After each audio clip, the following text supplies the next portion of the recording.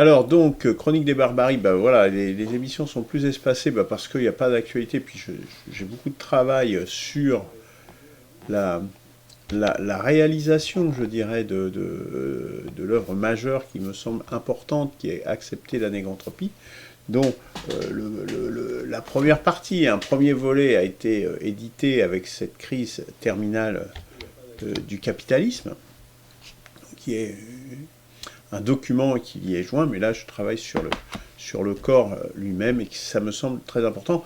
Et d'ailleurs, ce sera une partie justement de la conclusion de l'émission d'aujourd'hui. Alors, Chronique des Barbaries du 18 mars 2026. L'actualité nécessitait, je dirais, d'intervenir à double titre, je dirais, puisque cette émission s'intitule principalement Troisième Guerre mondiale à la croisée des chemins. Donc c'est vraiment, nous sommes à une étape, je crois, extrêmement importante, à un stade très important, et qui peut vraiment changer, je dirais, notre avenir pour le meilleur ou pour le pire, malheureusement. Et puis il y a ces élections municipales hein, qui se sont tenues le premier tour dimanche dernier. Et nous verrons quelle première conclusion on peut en tirer. En tout cas, ce qui est certain, et c'est ce sur quoi j'insisterai, je dirais, parce que au-delà des scores des uns et des autres, c'est que nous assistons au déclin de la démocratie dans notre pays. C'est bien ça le plus ennuyeux, je dirais, et qui trouve sa source dans toutes les turpitudes de nos dirigeants et leur volonté.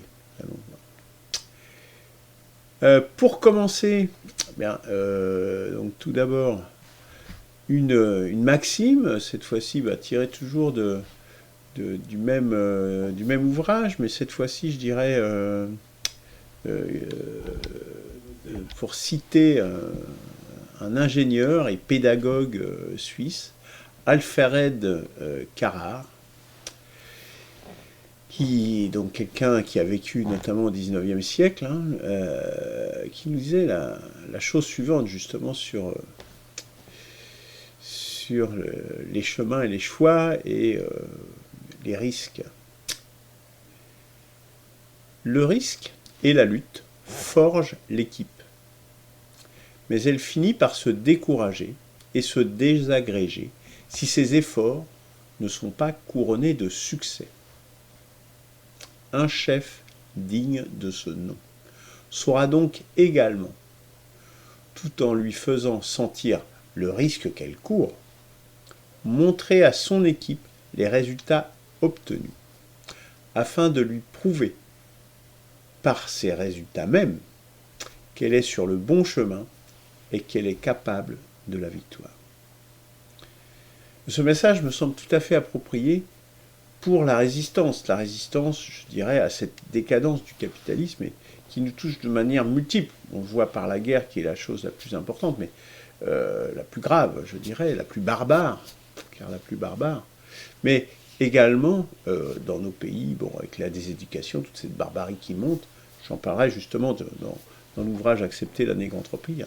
Il y a un chapitre consacré justement à la barbarie, même si ça devrait faire l'objet d'un ouvrage en entier, mais il y a plein de gens déjà qui en parlent, mais la barbarie en tant que telle, synthétisée sous une forme unique, m'apparaît important comme concept, comme principe à dégager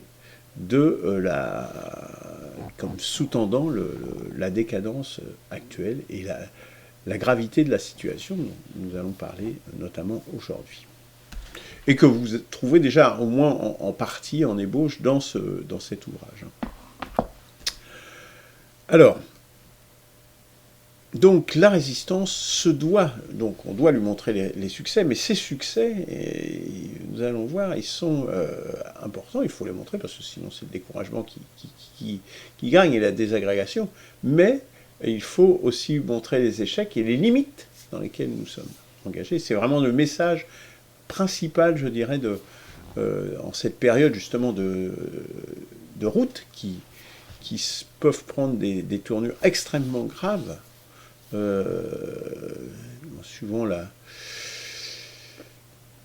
l'humeur, j'ai presque envie de dire, de nos dirigeants, tant ils sont un peu hors de tout contrôle. Et nous allons voir également pourquoi dans cette partie sur les municipales, comment cela est si important. Alors, première partie, je dirais, justement, la Troisième Guerre mondiale, nous sommes à la croisée des chemins. Alors, l'agenda de ce soir, les thèmes, c'est déjà de revenir, parce que beaucoup de gens parlent de conflits majeurs, etc., conflits proches. Non, nous sommes bel et bien dans la Troisième Guerre mondiale. Elle est engagée, elle a une forme différente des guerres, la Première et la Deuxième Guerre mondiale, mais nous sommes bel et bien engagés dans la Troisième Guerre mondiale. J'en ai déjà parlé dès la relance, je dirais, en 2022,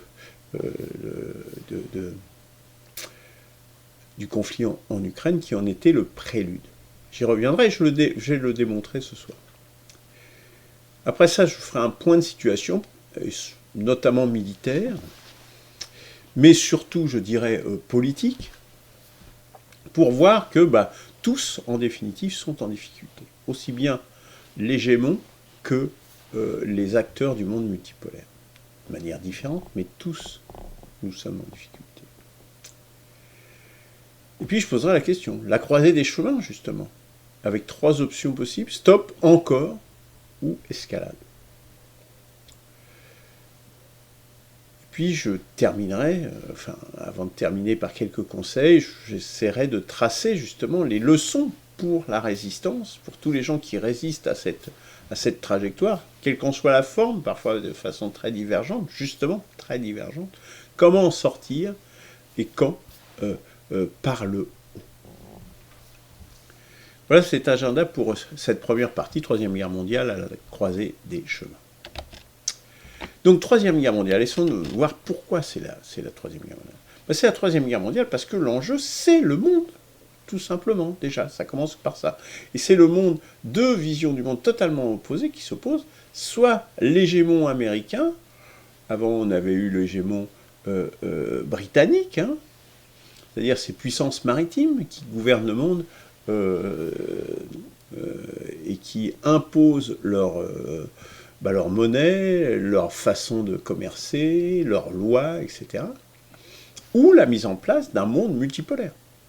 Donc avec des pôles, avec certains pôles, donc là c'est dessiné sur la carte, et puis beaucoup de zones indépendantes, beaucoup de choses avec des pays indépendants, des zones indépendantes. Voilà ce que c'est la mutuelle. Et c'est bien ça qui est en jeu. Aujourd'hui, c'est ça le conflit. Donc le conflit, je dirais, il est par essence mondial. Par essence mondial.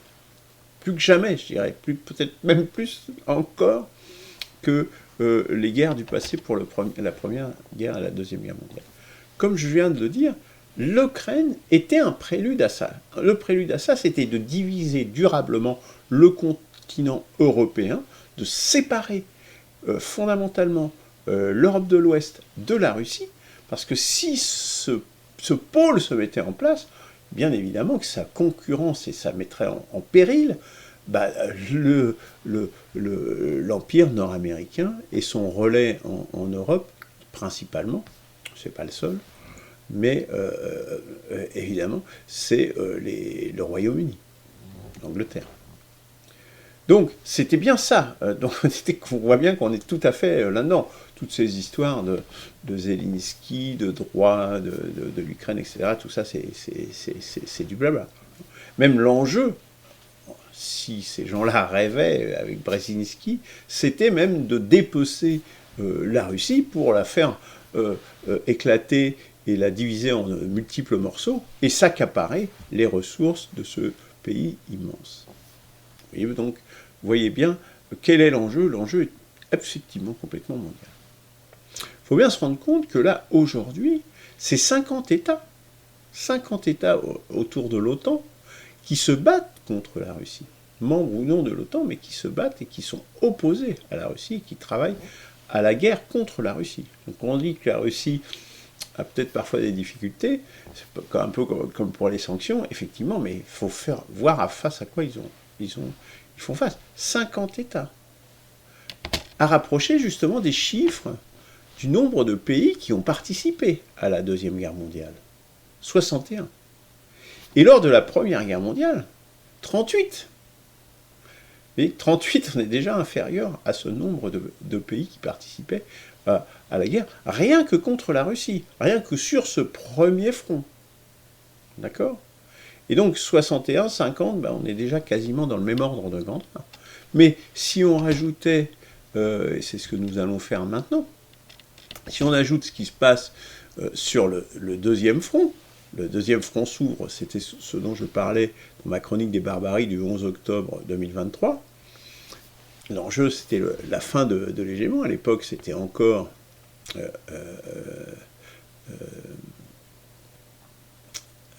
Biden qui était au pouvoir aux USA. Bien, le deuxième front s'ouvrait, bah, c'est avec ce qui s'est passé le 11 octobre et les attaques qui en sont suivies, l'éradication, le génocide, hein, c'est l'ONU qui emploie ce terme, à Gaza, et toutes les exactions alentour, en Cisjordanie, au Liban, en Syrie, contre l'Iran déjà. Donc voilà, c'était ce deuxième front, et un troisième front va s'ouvrir, et j'en parlerai également. Donc, ce deuxième front, ben, voilà d'autres pays, et ça se poursuit. Au fond, ce qui se passe aujourd'hui, c'est juste la poursuite de ce qui se passait là, parce que c'est la même chose d'ailleurs. Zelensky a proposé ses services à Israël et aux USA pour lutter contre les drones iraniens. Parce que l'enjeu là, c'est vraiment, là c'est cette petite photo humoristique, c'est le dollar, l'hégémonie du dollar comme monnaie internationale de réserve et d'échange, et également le pétrole, c'est-à-dire le sang de l'économie mondiale, qui fait que, c'est-à-dire l'énergie, hein, principalement le pétrole et le gaz, les deux sources principales sur lesquelles nous reposons aujourd'hui, qui font tourner l'économie mondiale, qui sont au centre de l'économie mondiale, qui c'est les sources d'énergie, sinon principales, mais du moins très importantes, car en raison notamment de leur souplesse, qui font tourner toutes les voitures, notamment les camions, les bateaux, etc. etc. Donc, en quoi ça, c'est extrêmement important, tant d'un point de vue de l'hégémonie financière que de l'hégémonie, je dirais, physique. Parce que c'est aussi par le pétrole que l'on arrive à ça. Et puis il y a le troisième front dont je parlais.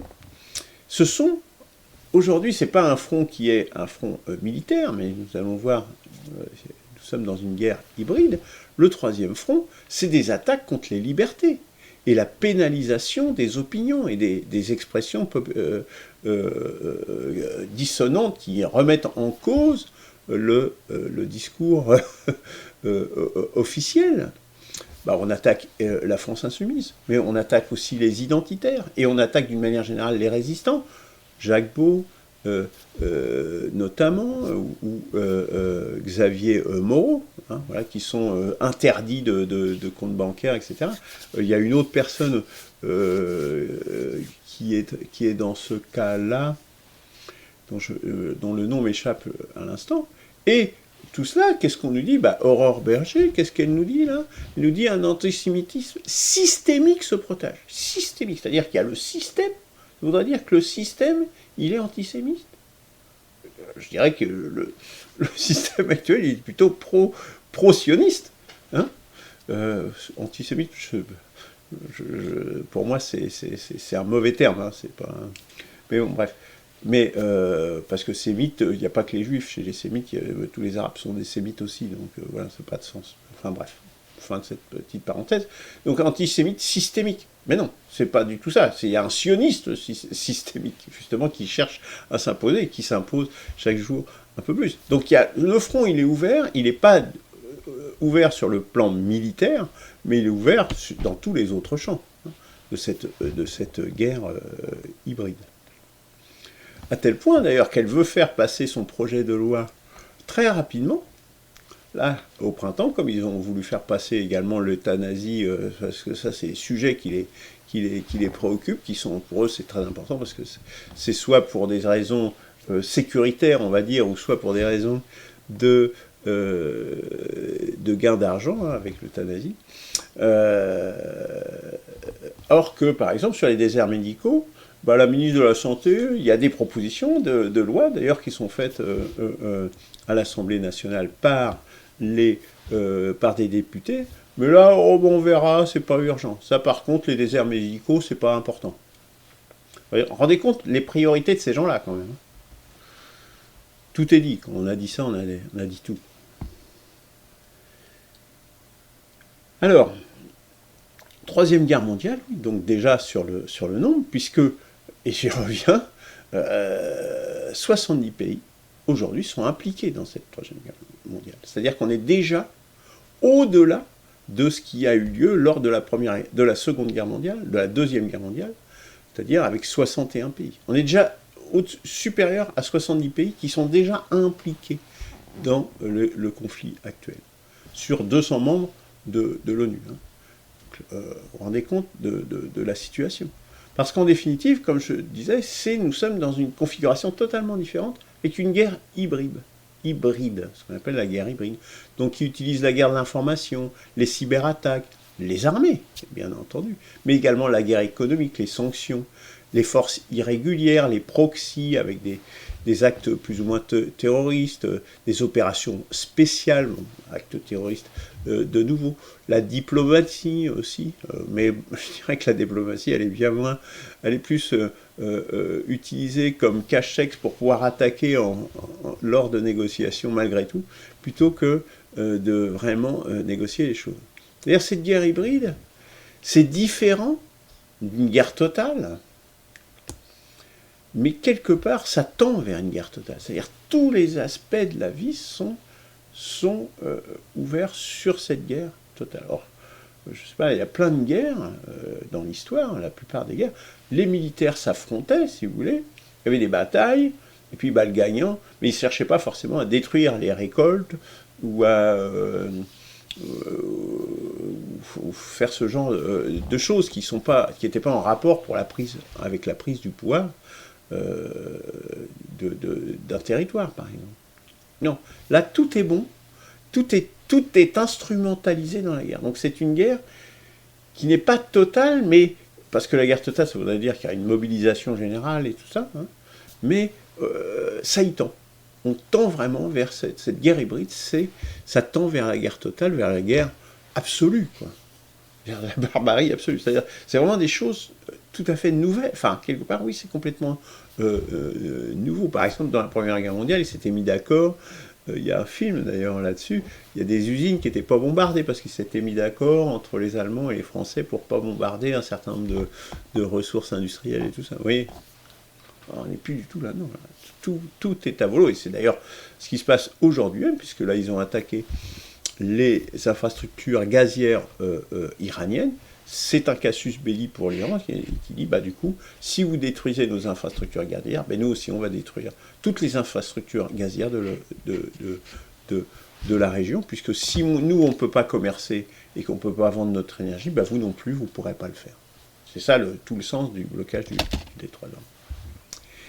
Et puis dans cette guerre totale, dans cette guerre quasi totale, on va dire, cette guerre mondiale, il y a aussi une dimension irrationnelle, une double dimension irrationnelle, une dimension eschatologique, apocalyptique, biblique, puisque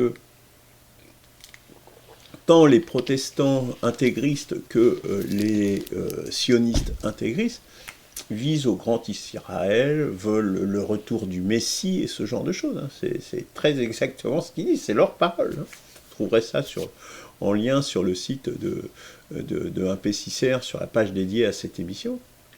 Mais également une dimension irrationnelle par le côté hiératique des décideurs.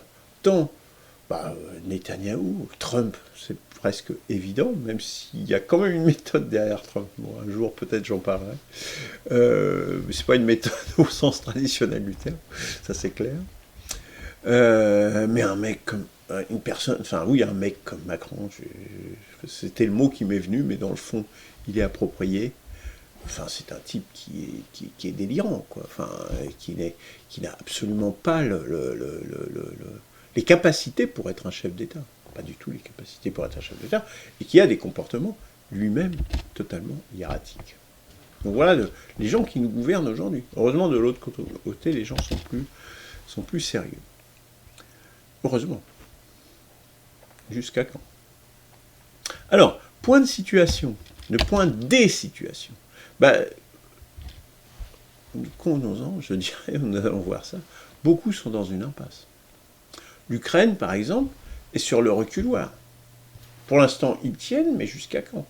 Il y a des prévisions comme quoi ils tiendraient jusqu'au mois d'août et après ils n'auraient plus les capacités de suivre au niveau industriel, au niveau budgétaire national et l'économie s'effondrerait à un horizon.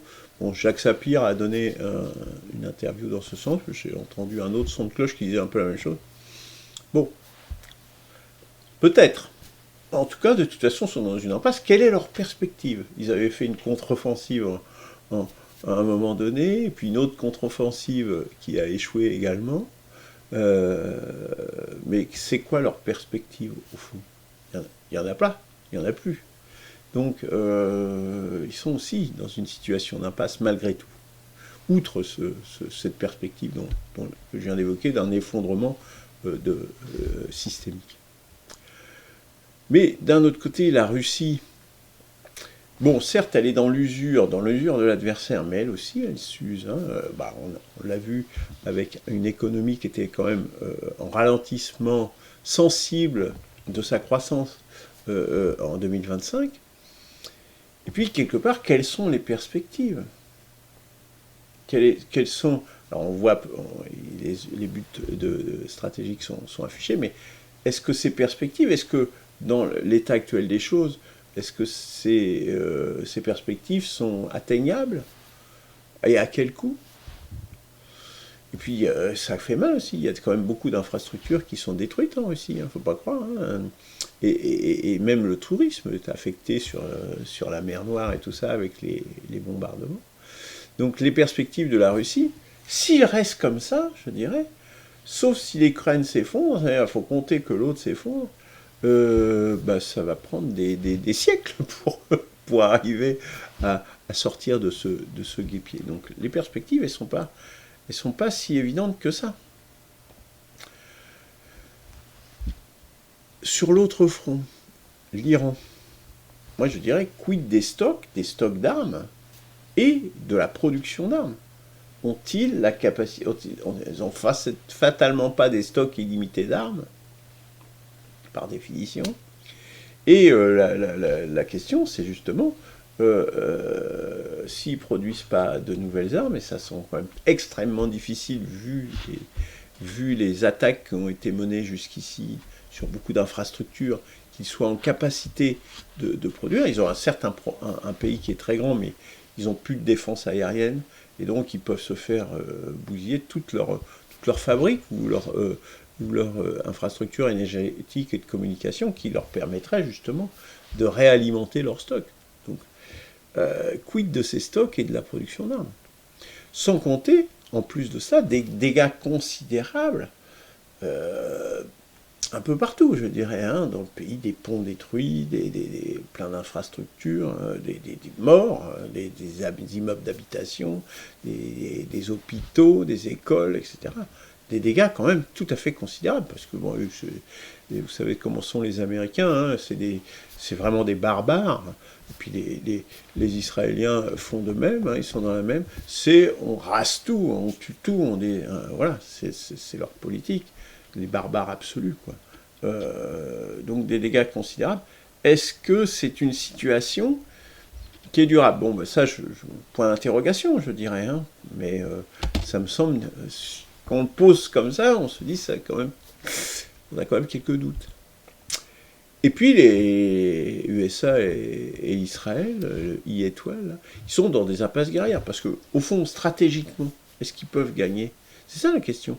Quel est l'objectif stratégique? Le Grand Israël, c'est-à-dire réussir à dominer tout le monde dans la région, du Nil à l'Euphrate, hein, donc ça suppose également d'envahir une partie de l'Égypte, de l'Arabie Saoudite, de toute la Syrie, de les avoir tout ça sous contrôle, sous leur domination coloniale. Ça semble quand même extrêmement incertain comme perspective stratégique. Et en fait, à part taper, et ils n'ont pas vraiment de perspective, sauf à faire que le pouvoir s'effondre. C'est ce qu'ils souhaitent. Hein. D'ailleurs, c'est pour ça qu'ils ont débloqué les ressources, les réserves stratégiques de pétrole et tout ça pour gagner du temps. Hein. C'est-à-dire d'espérer que, aussi que la Russie espère que l'Ukraine va s'effondrer, espérer que l'Iran va s'effondrer de la même façon. Sinon, c'est une impasse totale. Et nous allons y revenir, puisque c'est pour ça qu'ils sont, je dirais, à la croisée des chemins.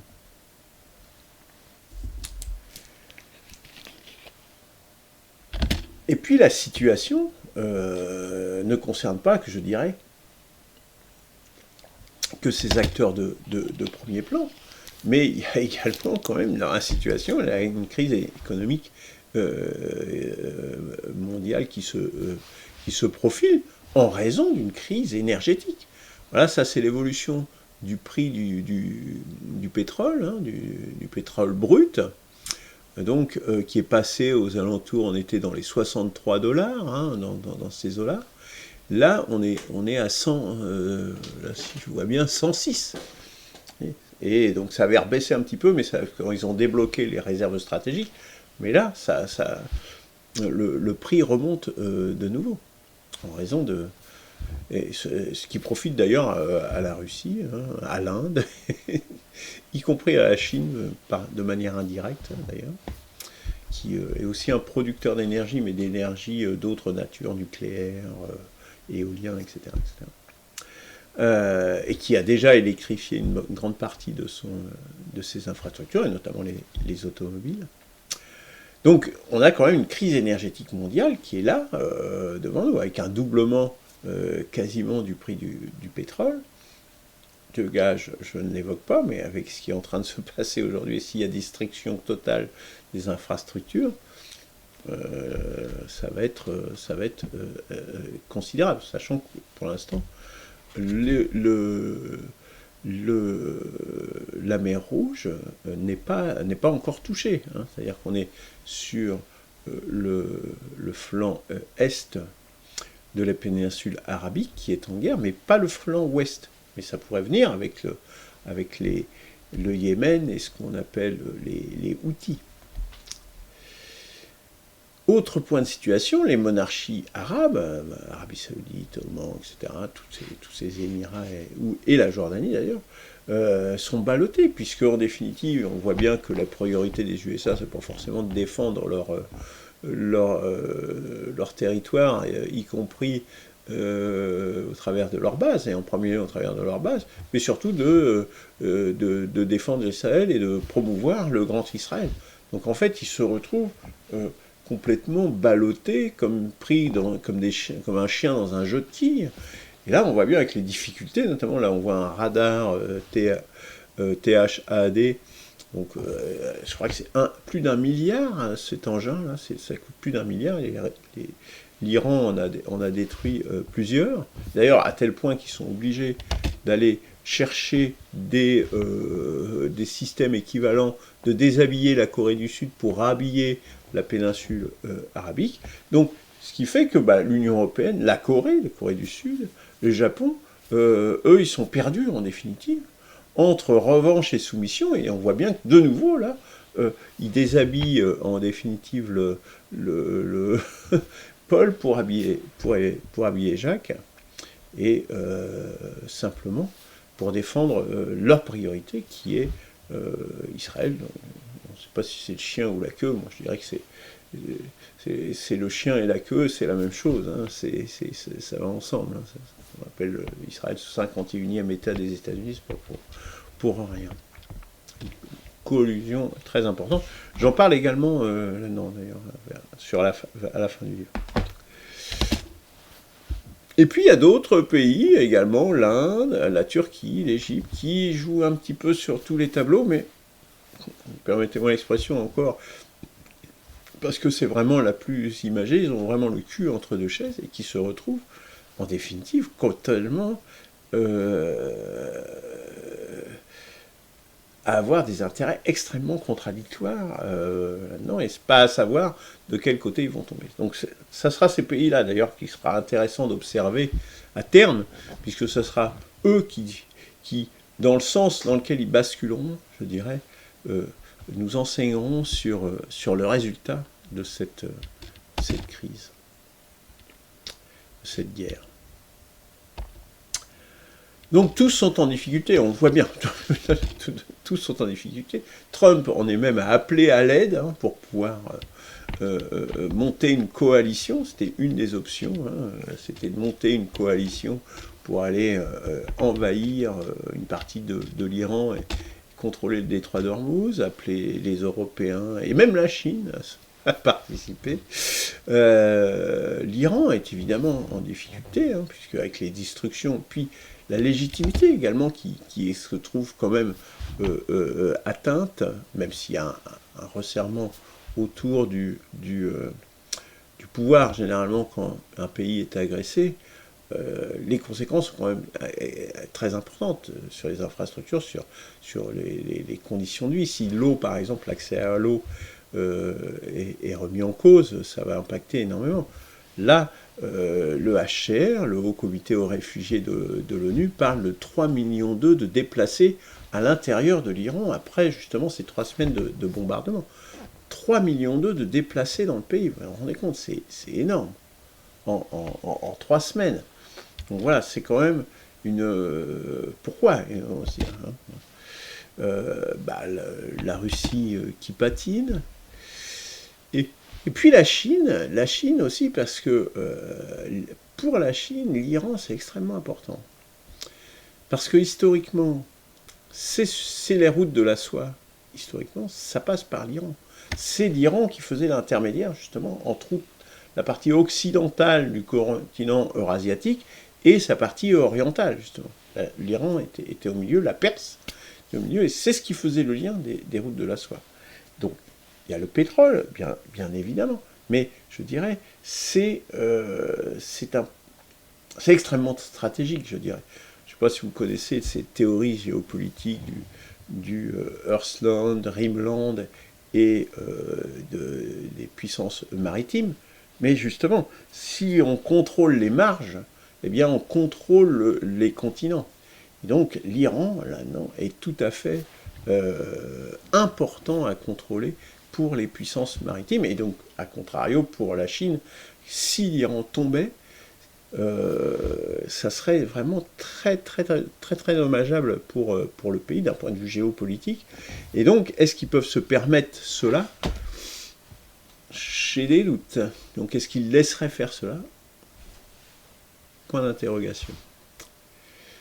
Et puis Israël, on voit son vrai visage du sionisme, de ce que c'est que ce projet. Peut-être ça aurait pu être autre chose à un moment donné. Je pense que la solution à 2 pays, 2 États, peut-être même un seul. Enfin, il y avait peut-être plusieurs solutions qui étaient envisageables jusqu'à la fin des années, jusqu'à l'an 2000, je dirais à peu près, au tournant de l'an 2000. Mais aujourd'hui, avec ce qui se passe maintenant, moi je dirais qu'à long terme, à moyen long terme, Israël ne peut que disparaître. Compte tenu des évolutions démographiques, Israël ne peut que disparaître. Avec ce qui se passe là, ils ont creusé, je dirais, leur tombeau eux-mêmes par bêtise, je dirais, parce que c'est par aveuglement, par folie. Mais donc là, je pense qu'ils sont vraiment en difficulté également, malgré l'unité nationale d'aujourd'hui. Donc on en arrive au cœur, je dirais, de l'émission d'aujourd'hui. Stop, encore ou escalade, c'est-à-dire la croisée des chemins. Voilà, M. Trump et M. le ministre de la guerre, derrière, là, qui sont un peu en interrogatif, désabusés. Ils ont le choix. Stop, encore, ou escalade. Et on va voir ces 3 scénarios. Ce premier scénario, c'est stop. C'est accepter la défaite et de dire, bon, ok, nous ne pouvons plus assumer ce rôle hégémonique, et parce que le coût en est trop élevé, et dans tous les domaines, y compris le coût moral, je veux dire, même si c'est pour eux, ça semble pas n'avoir d'importance, mais croyez-moi, ça compte en politique, et dans la spiritualité aussi d'ailleurs. Et d'ailleurs, on voit bien que même au cœur de la Maison Blanche, il y a des démissions, il y a des remous, il y a une base, la base MAGA qui est très opposée, Candace Owens qui est complètement vent debout contre Trump maintenant parce qu'il fait exactement le contraire de ce pourquoi il a été élu. Donc là, c'est quand même énorme.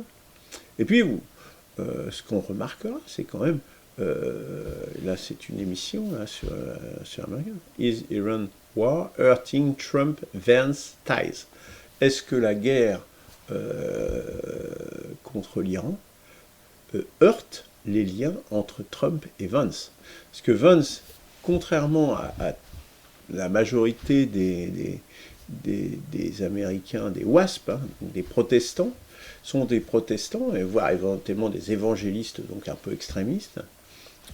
Vance, il est catholique, pour le coup ça a vraiment d'importance, et il est complètement absent de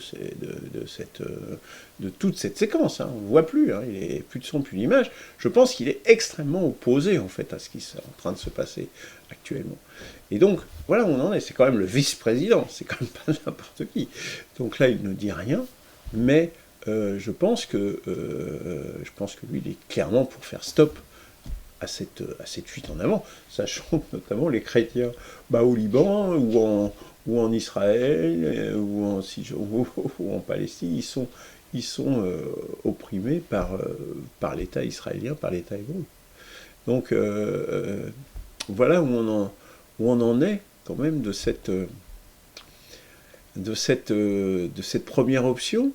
Stop, ça serait de dire, j'ai essayé, moi je pense que Trump c'est ça, hein, il essaye de gérer la défaite, le recul de l'Occident, je dirais, hein, c'est pour parler comme Todd, la défaite de l'Occident, pour parler comme Emmanuel Todd, mais et donc de prendre les avantages tant qu'il peut les prendre, s'il peut prendre le Groenland, s'il peut prendre le pétrole du Venezuela, s'il peut prendre le Canada, s'il peut prendre ci, ça, voilà, mais il gère en définitive, il prend la mise en gros, hein, et faire le stop, ça serait un moyen justement de dire, on a essayé de prendre la mise, on n'y est pas arrivé.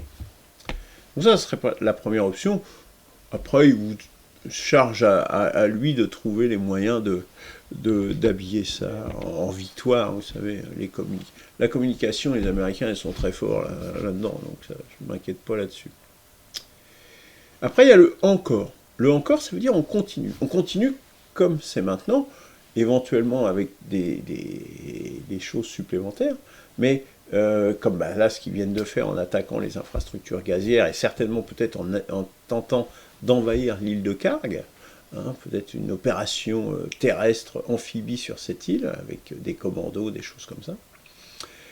Mais continuer en attendant quoi? En attendant que le régime tombe, et que nous, de l'autre côté, on ait débloqué suffisamment de réserves de pétrole et tout ça pour des stocks stratégiques pour tenir le coup et passer les quelques mois, les quelques semaines de la guerre. Les guerres, on sait comment elles commencent, on ne sait pas quand elles finissent. Donc, et surtout que les Iraniens ont dit que c'est eux qui dicteraient quand la guerre sera finie. Donc, ouais, on était loin. Donc, encore continuer en attendant quoi? Je dirais que là, c'est une option qui est celle, à mon avis, qui est actuellement retenue, hein, on est là-dedans. Est-ce que c'est une option qui est durable, avec le blocage du détroit d'Ormuz, l'escalade sur les infrastructures pétrolières? J'en doute. Reste la troisième option, l'escalade. Mais l'escalade, so what? Comment? Ils sont déjà à 100%. Ils détruisent actuellement des actes, des infrastructures secondaires, des cibles de faible importance, parce que ils ne trouvent pas où sont les lanceurs de missiles, les fabriques peut-être, etc.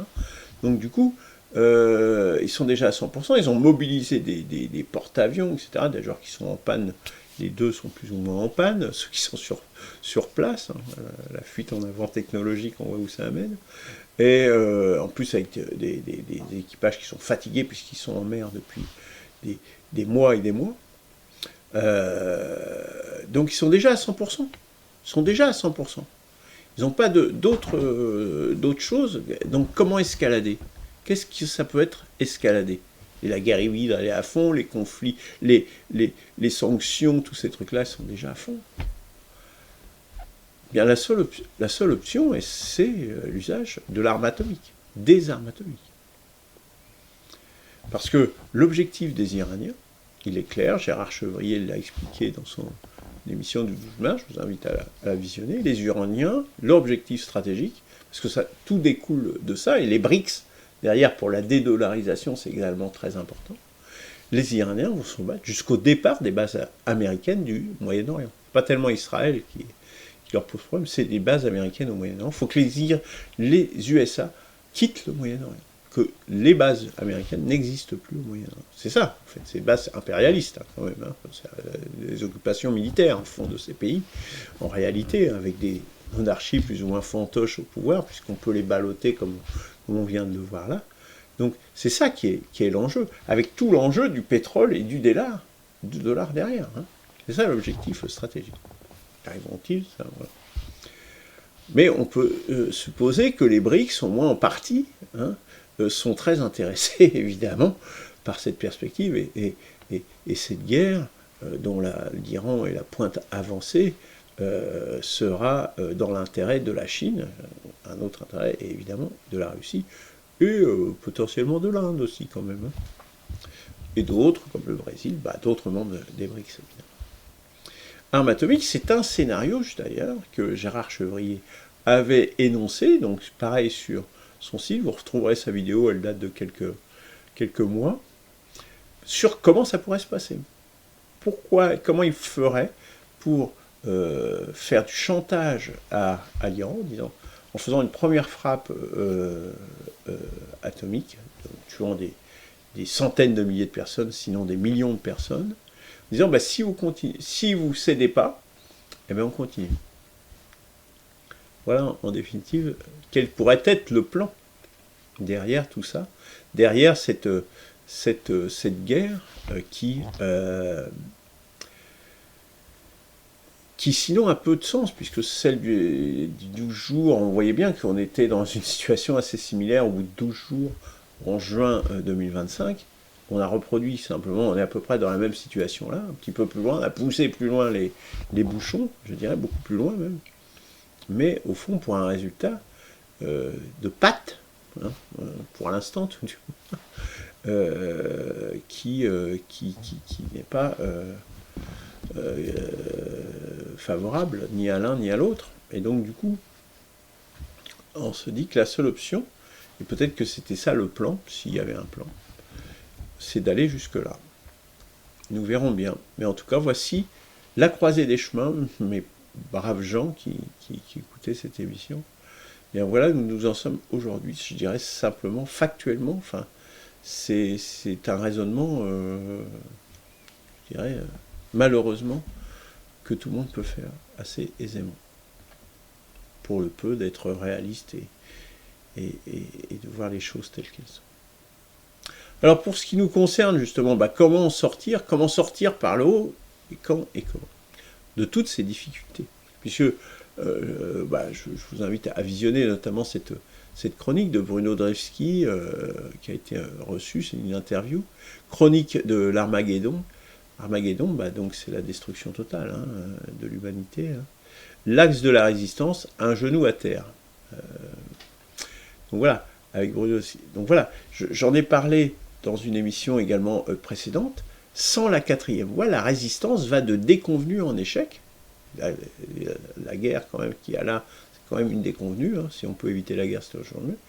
Et la barbarie du capitalisme, pourrissant, s'épanche toujours plus. Là, c'était à l'occasion du kidnapping du président Maduro au Venezuela.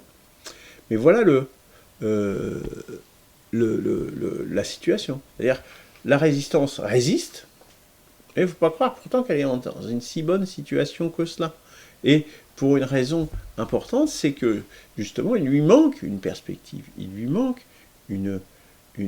un modèle de société, une politique à long terme, au-delà, je dirais, des intérêts particuliers, parce que les intérêts particuliers dans un monde multipolaire, les Américains et les autres, les impérialistes, ils sont passés maîtres justement de diviser pour régner, de monter les uns contre les autres, de semer le chaos de telle sorte que eux ils continuent à dominer, si vous voulez, c'est le jeu.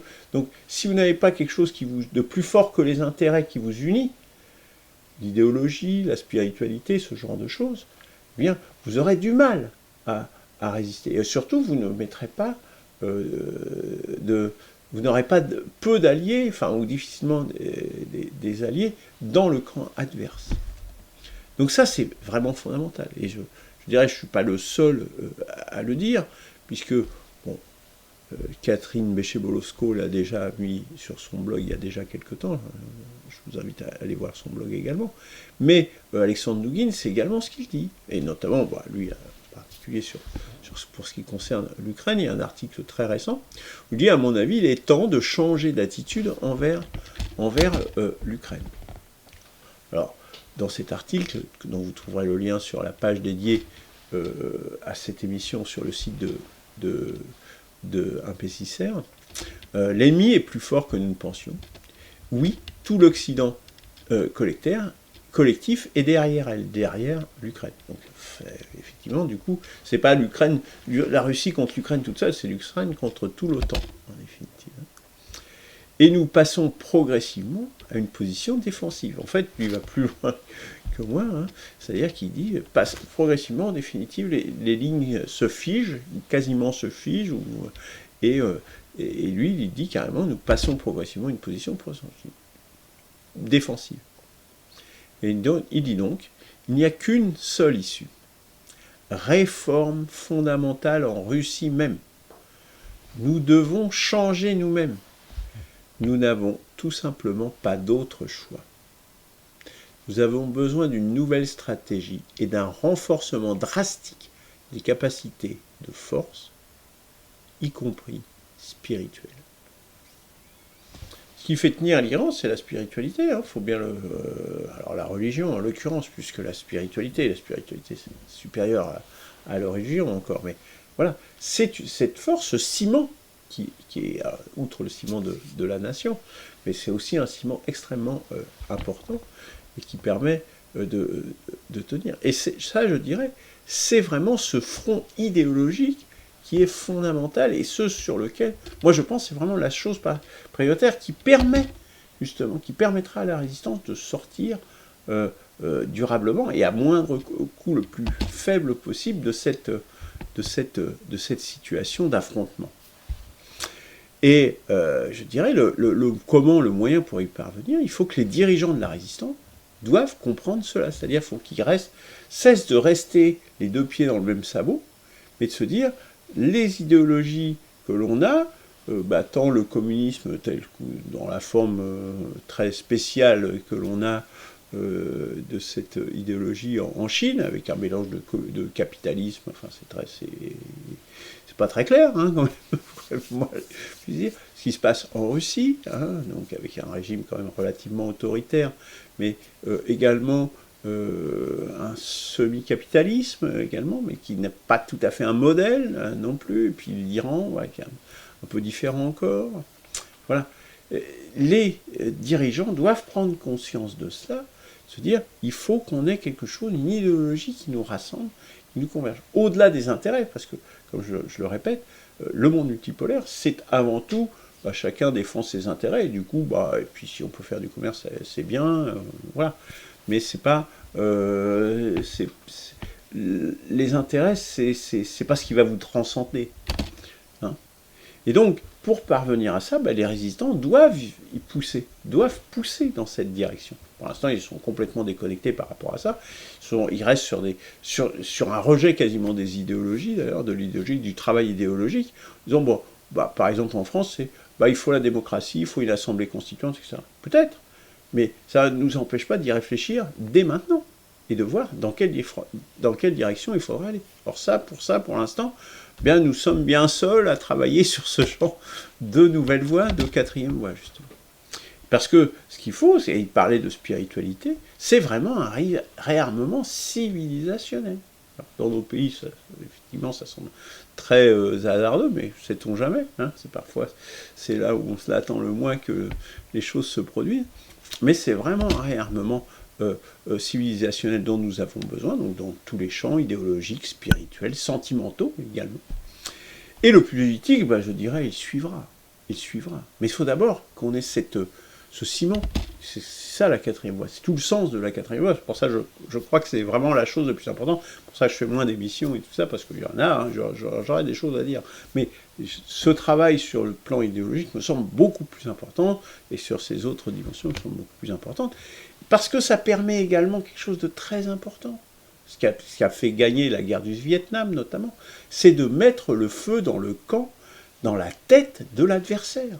Il y a des mouvements, autant il y avait des mouvements de la paix dans les années 60, il n'y a pas de mouvement de la paix aujourd'hui. Il devrait y avoir, face à la Troisième Guerre mondiale, il devrait y avoir des mouvements pacifistes, des mouvements de la paix. Tout ça a totalement disparu parce que justement, il n'y a plus de perspective politique, il n'y a plus d'alternative. Et donc, c'est fondamental de mettre le feu dans le camp adverse, dans la tête des gens qui sont les soutiens, en donnant une perspective, pas simplement du mécontentement, mais en donnant une perspective aux gens qui ont pu soutenir Trump hier et qui pourraient peut-être s'orienter dans une autre direction demain. Alors, quelques conseils, je vais accélérer parce que j'ai l'impression, ça fait déjà 1 heure que je parle. Quelques conseils, d'aller voir les vidéos de Gérard Chevrier sur sa chaîne YouTube. Et puis, en attendant, comme je fais moins d'émissions, je vous conseille les émissions de veille stratégique de Sylvain Ferreira. Alors, il y a d'autres qui sont très intéressants aussi, bien évidemment. Toutefois, Sylvain Ferreira, je trouve que de ses analyses, donc lui, c'est un expert et historien militaire, donc sur ces aspects stratégiques et militaires et tactiques, tout ça, il est très bon, je dirais, même si un petit peu optimiste, me semble-t-il, parfois. Bon, hein. Mais je dirais, dans ses analyses politiques, dont il nous fait part quelquefois, je trouve je suis assez souvent d'accord avec ce qu'il dit. Par rapport à d'autres où je pense qu'ils sont un peu à côté de la plaque, lui, je suis souvent d'accord avec son positionnement politique global. Il se trompe pas, je trouve, à mes yeux, il se trompe pas. Donc voilà, faute de faire des émissions, moi je vous conseille de regarder les émissions de veille stratégique de Sylvain Ferreira. Il en sert plusieurs par semaine. Les municipales. Deuxième chose, voilà, 43% d'abstention. C'est déjà la chose majeure de ces élections municipales. Jamais eu un tel taux d'abstention à des élections municipales. Autre leçon, là c'est un cri du cœur, je dirais, c'est Paris déconnecté de la France. C'est-à-dire, les résultats à Paris, ça n'a strictement rien à voir avec ailleurs, et les grandes villes. Qui sont ces gens, quoi? On se demande qui sont ces gens. Sommes-nous le même peuple? Franchement, quand il y a des tels écarts dans les résultats, je crois que le Rassemblement national il est à 2%, et les filles à un peu plus haut, mais guère plus.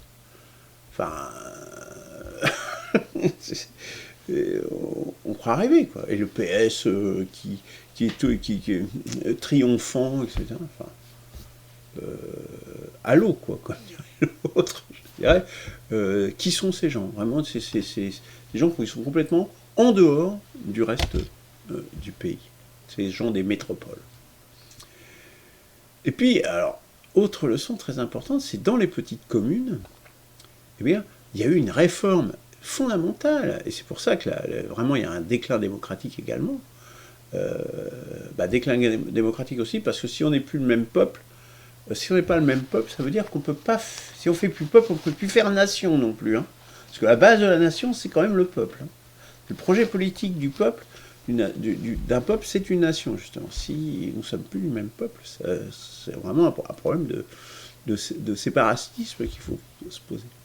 Dans les petites communes, il y a eu une réforme complète du mode de scrutin, fin du panachage, c'est-à-dire on pouvait mélanger des noms, rayer des noms, etc., hein, ou en rajouter, c'était commun dans les petites communes.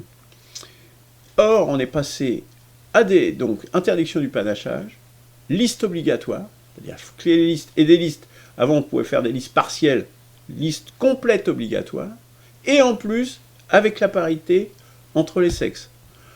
Comme ça, vous êtes sûr que vous n'avez plus de démocratie, quoi. C'est une entrave complète dans les petits villages, c'est une entrave complète, sauf exception. C'est-à-dire qu'en fait, il y a un nombre incalculable.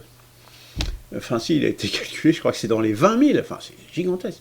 20 000 communes où il n'y a qu'une seule liste, y compris des communes énormes. Hein, enfin, des regroupements de communes, comme il y a eu, et d'ailleurs, je prendrai l'exemple justement de la commune où j'habite, pour l'illustrer, où il n'y avait qu'une seule liste. Alors que jusqu'ici, il y avait, même avant le regroupement, c'était un plus petit village, et nous avions parfois plusieurs listes. Donc, là où j'habite, donc le Controis ou Sologne, ils appellent ça ce regroupement de communes. Donc, la participation, abstention de 55%. C'est-à-dire qu'on on dépasse le quota national dans un petit village. Alors que généralement, donc forcément, s'il n'y a qu'une seule liste, c'est évident.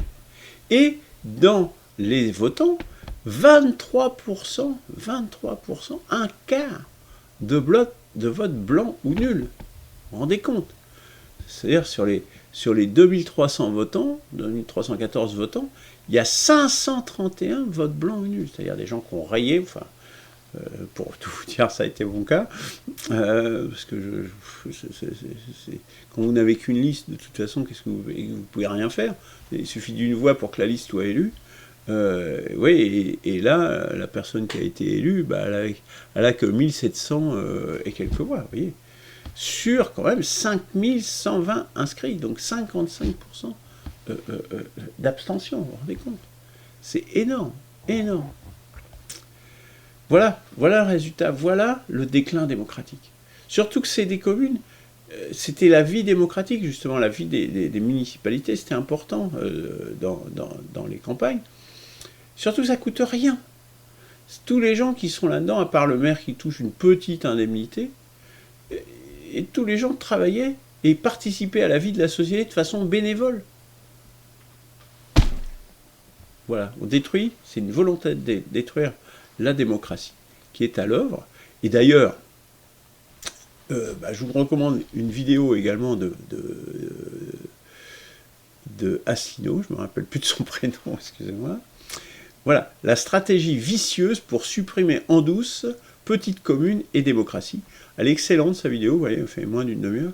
Voilà, la clique là, de ces destructeurs de la France, Sarkozy, Hollande, Macron, pour n'importe lequel que vous avez voté, la même politique est suivie. Voilà, les uns derrière les autres, ils poursuivent l'agenda mondialiste, ils poursuivent la destruction des pays pour construire une hypothétique Europe qui n'existe pas.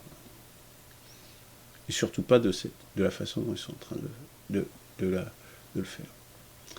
Autre recommandation, des articles, cette fois-ci, sur le site du Bon Dosage. Il a sorti un article aujourd'hui, l'auteur, Yann, La grande fatigue démocratique. Ah, voilà. Et je vais vous en lire quelques extraits. À propos déjà des municipales en tant que telles, hein, parce que beaucoup dans la résistance se font des illusions, je trouve, sur les municipalités, que ça viendra des municipalités, tout ça. Moi, je n'y crois pas, je pense que les alternatives politiques, si nous manque, c'est une idéologie, que ça se construit par la tête, par des idées, justement, et pas par les pieds. Bon, ça bouge par les pieds, mais ça ne se construit pas par les pieds, ça se construit par la tête. Tout comme la décadence se produit lorsque le poisson pourrit par la tête. Alors, quelques extraits. Ces élections, qui sont bien souvent une simple reconduite des équipes en place, quel que soit leur bilan, ce qui en dit long. Ces élections, qui sont bien souvent une simple reconduite des équipes en place, quel que soit leur bilan, ce qui en dit long sur la démocratie locale en réalité. Mais effectivement, le PS ou les LR, en fait, c'est juste qu'ils ont une situation où ils sont déjà là et ils sont reconduits. Voilà, c'est pour ça qu'ils ont des succès locaux. C'est vraiment uniquement pour ça. Autre extrait, le principe même de voter pour un autocrate local, ce qui est le cas des maires, les maires sont des autocrates locaux, devrait questionner les citoyens. On est bien d'accord. C'est bien pour ça qu'on propose une révision complète de la Constitution et qui prévoit de sortir de ce mécanisme, sans supprimer le poste de maire, mais en le réformant fondamentalement, et notamment par l'introduction de binômes, de redécoupage des communes, etc. À une granularité plus faible. Il y a une apparente incapacité à agir collectivement, ainsi qu'un déclin assez rapide de l'intérêt que porte la population à la politique. En effet, la véritable information de ces élections, c'est surtout que le taux de participation est le plus bas jamais enregistré pour des élections municipales. Voilà.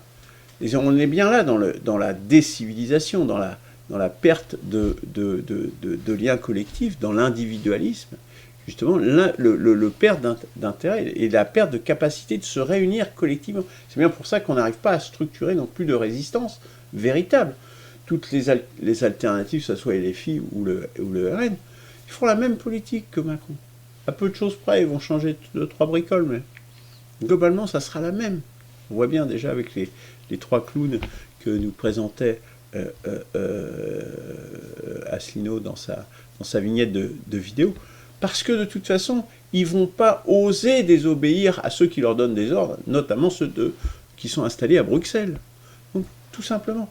Donc, une vraie résistance devrait s'organiser, mais il n'y a pas ce lien collectif. Il y a une incapacité, moi je constate, et voilà, c'est ça la situation. C'est ça vraiment qui est dramatique. La situation actuelle qui fait craindre justement des issues tragiques. C'est bien l'anomie et l'incapacité à agir collectivement des populations qui entraînent en réalité des dysfonctionnements des démocraties occidentales. C'est exactement ce que je viens de dire.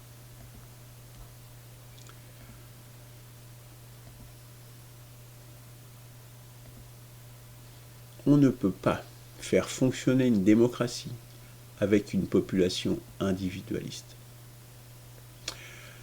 Nous avons en quelque sorte recréé une aristocratie, comme sous l'Ancien Régime, mais sans la culture et l'équilibre du pouvoir qui allait avec l'aristocratie d'autrefois. C'est-à-dire que, en plus, l'aristocratie, l'oligarchie qui nous gouverne, elle n'est pas cultivée. Et beaucoup moins que les aristocrates sous l'Ancien Régime ou même les bourgeois dans les années 1950 et tout ça, on a une chute de niveau considérable. Mais en même temps, il n'y a pas de contre-pouvoir. On voit bien, ils se fichent complètement des contre-pouvoirs. Vous pouvez mettre 1 million de personnes dans la rue, ils s'en fichent complètement. Continuent leur truc, 49-3 et compagnie. Il n'y a plus d'équilibre de pouvoir du tout. Donc voilà la situation, la chronique du déclin démocratique. Voilà, nous arrivons donc au terme de cette émission. Je vous invite à passer à l'initiative, justement, à vous engager, à vous inscrire sur le site de 1P6R, de nous rejoindre pour concrétiser la 4e voie, cette nouvelle stratégie, à venir participer dans les directs Agora, dans les réunions du lundi soir, à venir discuter avec nous et vous engager concrètement. Donc, inscrivez-vous sur le site 1P6R. Commandez également les livres, et en particulier ce livre, La crise terminale du capitalisme. Je pense que, pas parce que je l'ai écrit, mais je pense qu'il vaut vraiment la peine d'être lu pour comprendre les temps actuels. plus se détendre et malgré tout faire acte de résistance, ben, il y a comment ça s'appelle, le roman Le but c'est la vie, les livrets émergence également, et puis les autres activités un peu périphériques, le cercle du renouvellement constitutionnel, l'association recours constitution, et les émissions très régulières et très intéressantes du cercle du renouvellement spirituel. Voilà, nous sommes arrivés au terme de cette émission. Je vous remercie de votre attention et puis je compte sur vous pour bouger. Allez, bonne fin de journée, au revoir.